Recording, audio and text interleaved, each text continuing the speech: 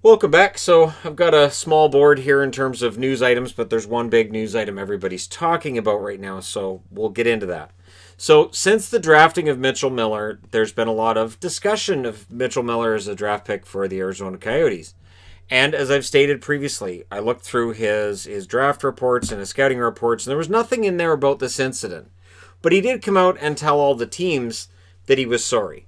He was sorry for what had happened, that 4 years ago he had been convicted of bullying, and it went beyond bullying. This is not simple. This is smashing somebody's head into a brick wall. This is throwing racist remarks at him. This is really, really horrible things that he was doing. And he wasn't the only one that was doing it, but the other kid that was involved had apologized. And Miller didn't, and still to this day hadn't to that kid either.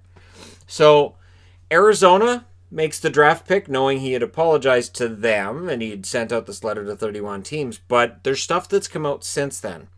So Arizona today has renounced the draft pick. Now, I think what may have done it was there was a letter that was sent out on behalf of the family of the boy who got bullied. And I'm going to read a bit of this here for you now.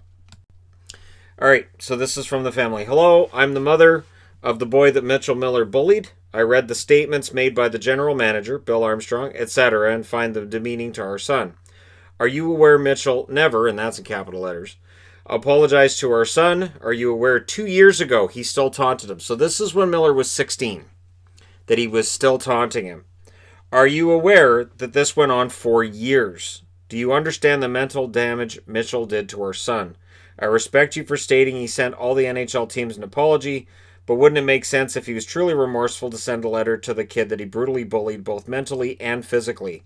Is it a surprise he sent all the NHL teams a letter because this was for his betterment? I guess as an organization and NHL team, I would expect so much more and hold them to a higher standard, especially with all the movements that are going on.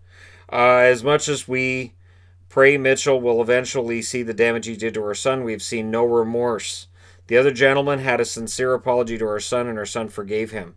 The magistrate said it best, Mitchell, I don't think you are remorseful for what you did more than you are upset for all the negative attention you're getting. Again, the bully incident that continued over years has damaged our son mentally significantly, and your organization is more concerned about Mitchell and your hockey success. In my opinion, that is part of the problem.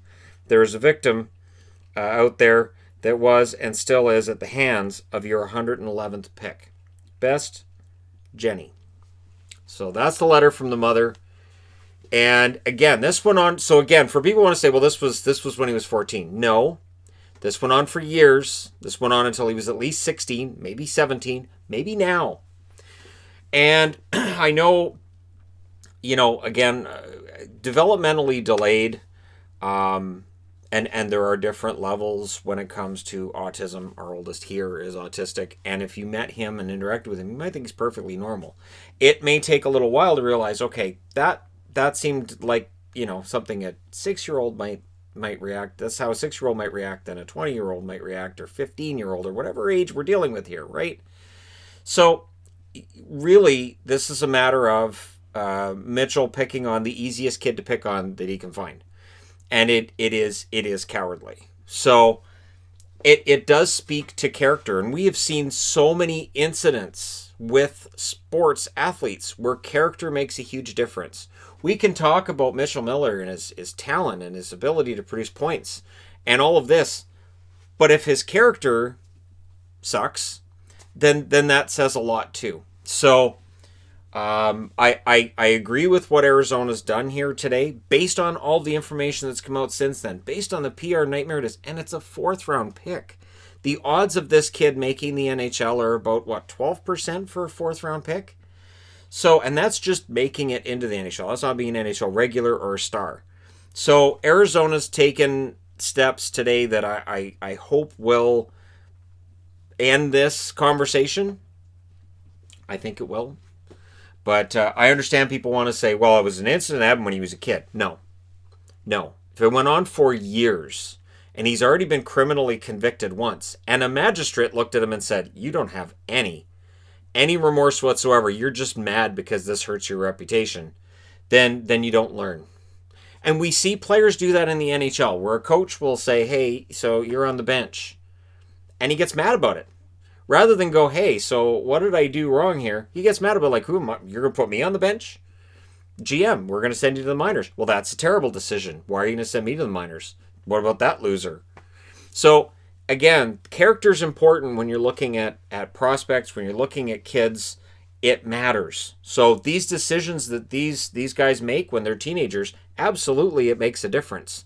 Why do you think they sit down and interview these kids? If it's just about stats and advanced stats, you don't have the interview process. The interview process tells you a lot. And look no further than the whole Brian Burke story with Nail Yakupov. They knew this kid's character is awful. We don't want anything to do with him. Even if he was going to be draftable by us, we wouldn't touch him. And that bore itself out. Eventually, he had a really good rookie season, and then it just didn't work from there. So, hopefully that's the end of that story. Dale Tallon, and this is of a similar ilk. So Dale Tallon, there were accusations out there of things he may have said and done. The NHL's done an investigation and found that they're unsubstantiated. Now, notice it doesn't say nothing happened. It says basically, we can't find anything here. We are unable to discover anything that tells us this happened. So Dale Tallon it is no longer employed by Florida and has been found, I don't even want to say not guilty, because it wasn't a charge. It was just, hey, so he said these horrible things. But the NHL's looking at it and going, we can't find anything. So if anything was said, they weren't able to find any verification that it took place. Tyler Seguin, remember him? He was taking a lot of criticism during the playoffs. Well, he needs hip surgery. He's still waiting on that. Keep in mind that in numerous parts of North America right now, if you need elective surgery, you may not be able to get in. You may not be able to get that because of what we're going through right now globally, right? So Sagan's waiting for hip surgery. That's coming up. It looks like next week, apparently, is when that's going to take place. He won't be ready to go until probably late February. So if we start the season in January, he's out for the first couple of months.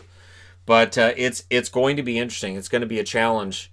Again, not just, to get the surgery is one thing, but then you got to get back in shape. You got to get on the ice. You got to make sure you're good to go. And in our current environment, that's going to be a huge challenge for them.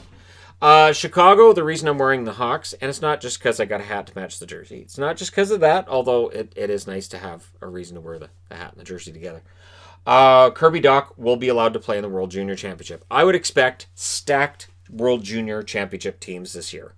Because the NHL isn't playing until later, throw these guys to the World Junior Championships and see what they can do. Now, the problem with that is, for draft age kids, for the 17-year-olds, 18-year-olds that are waiting to get drafted in 2021, they may get pushed down out of the lineup by these kids coming back who otherwise would be in the National Hockey League, like Dach.